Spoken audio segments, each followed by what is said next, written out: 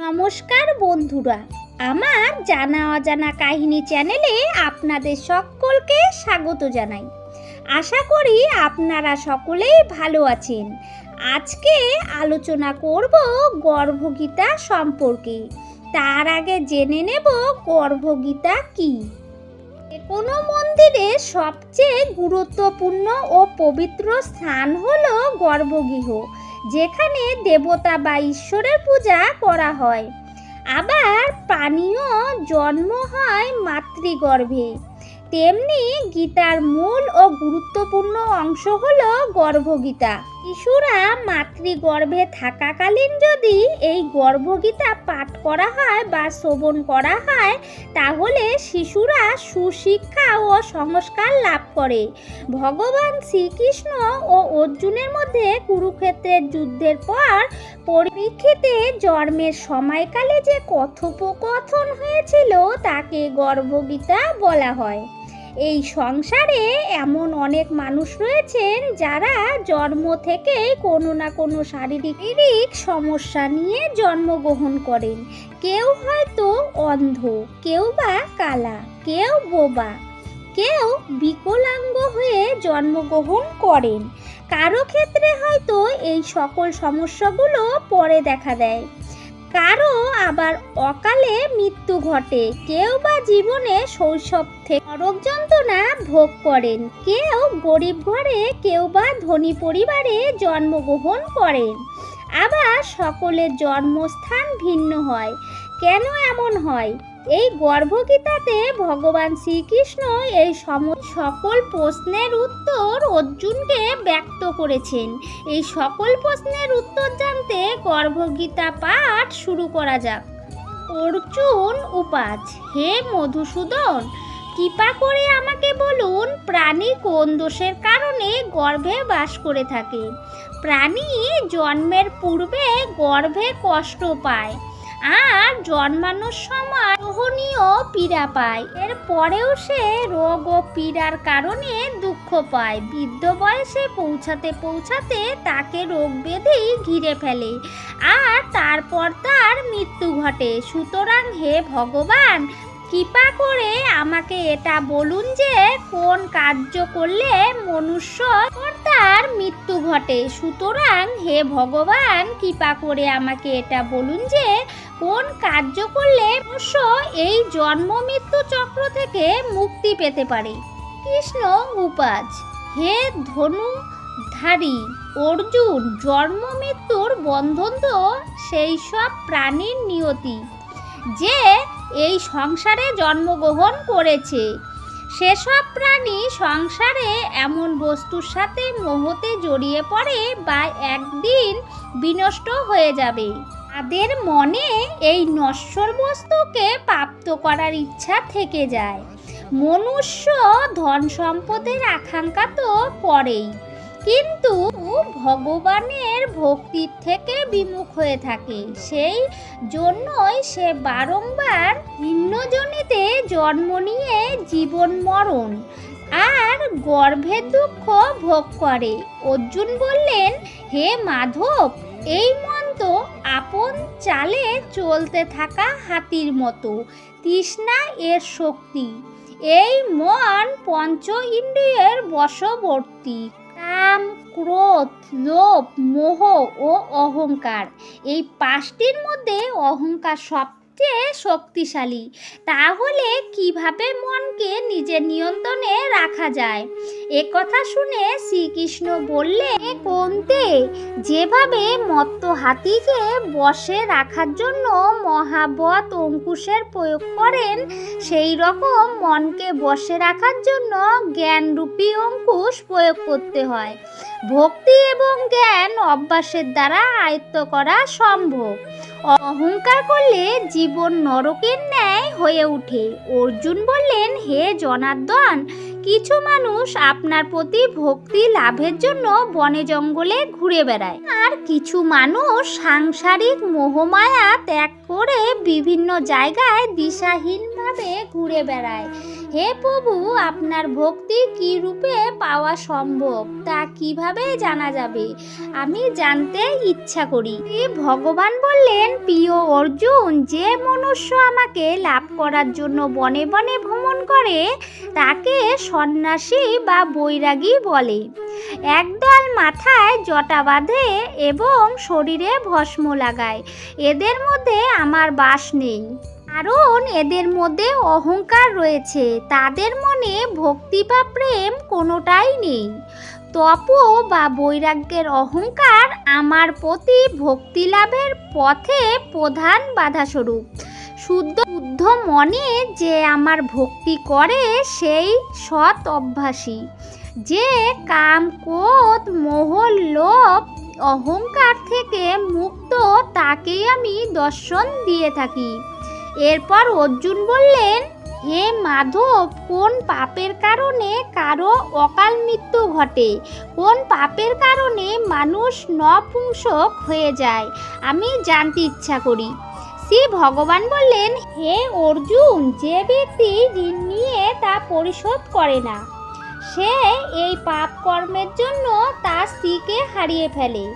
যে কারো বন্ধক নিয়ে তা ফেরত দেয় না, সেই দোষে তার পুত্র মারা যায়।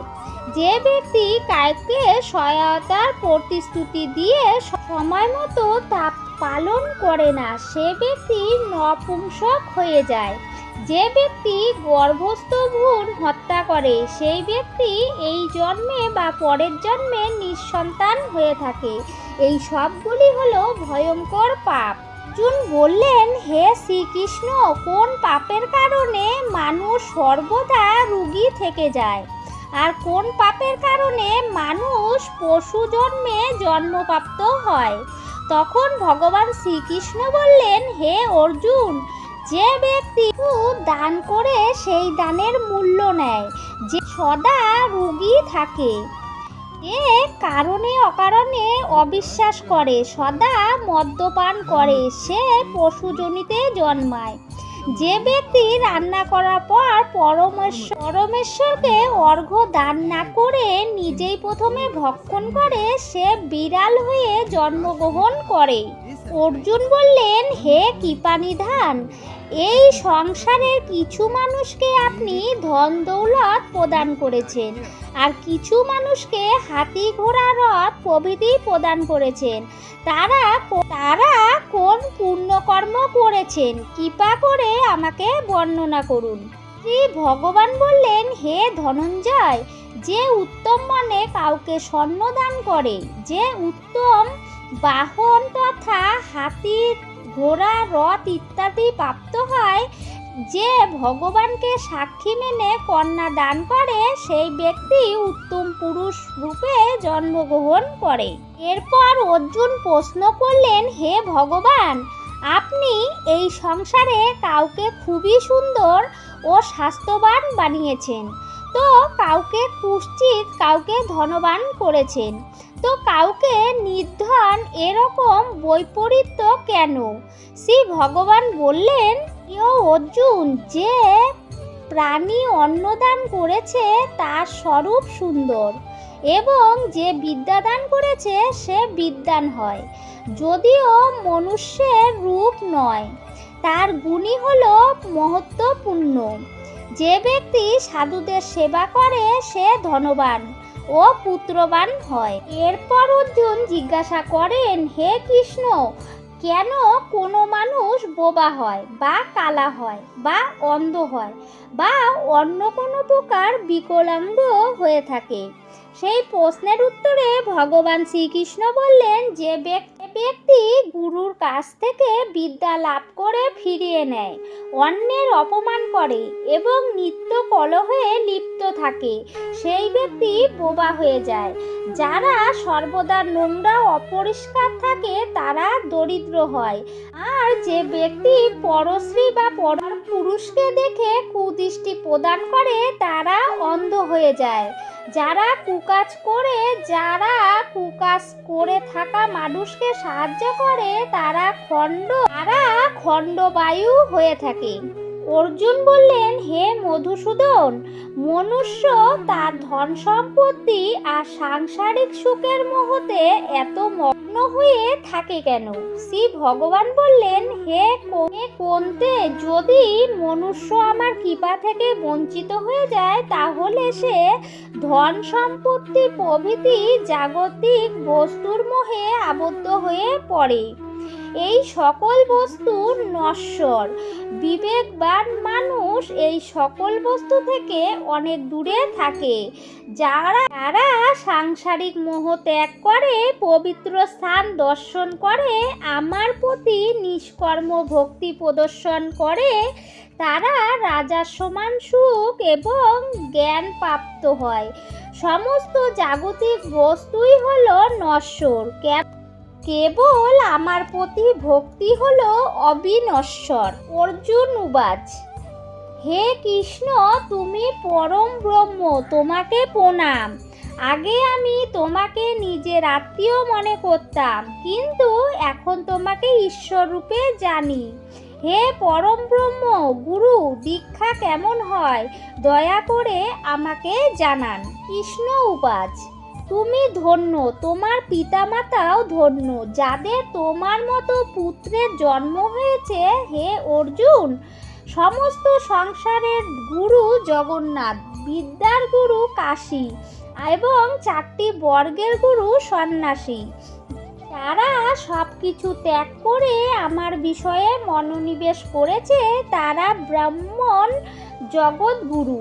হে অর্জুন, মন দিয়ে শোনো, কেমন গুরুর সংস্পর্শে থাকা উচিত? যে সমস্ত ইন্দ্রিয় জয় করেছে, যে সমস্ত সংসারকে নিয়ময় মনে করে, সমস্ত জগতের প্রতি উদাসীন, এমন গুরুর সঙ্গে থাকা উচিত। যে পরমেশ্বরকে জানে, নানানভাবে সেই গুরুর পুজো করা উচিত।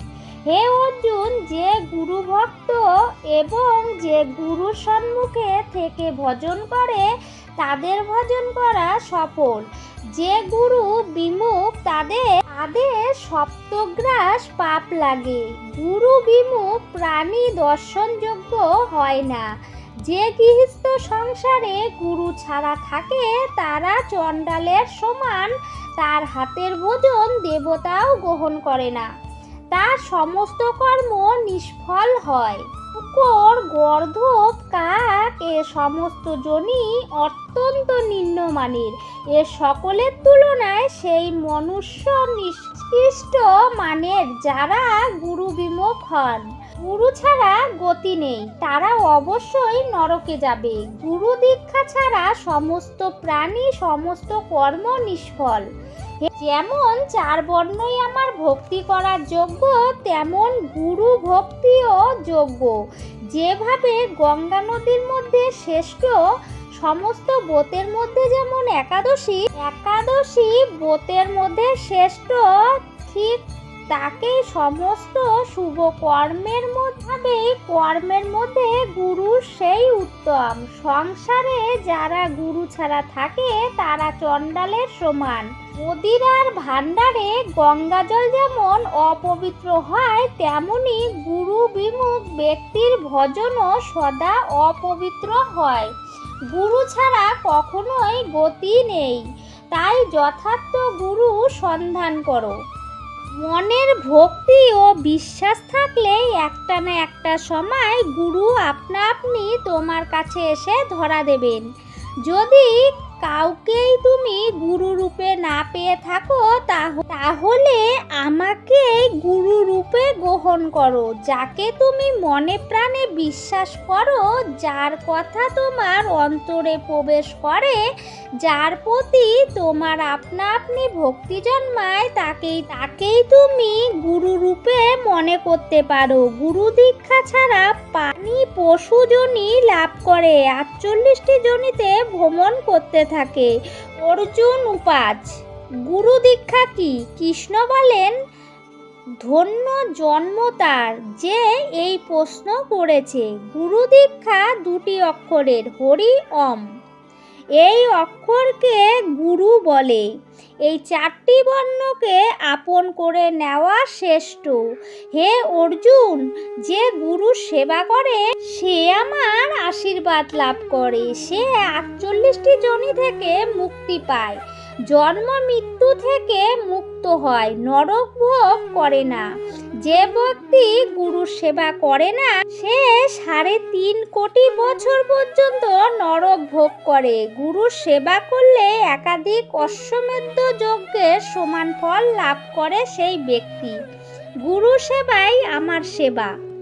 এ অর্জুন, আমার ও তোমার কথোপকথন যে প্রাণী শুনবে ও পড়বে তার সমস্ত দুঃখ এবং 48 লক্ষ যোনি থেকে মুক্তি পাবে।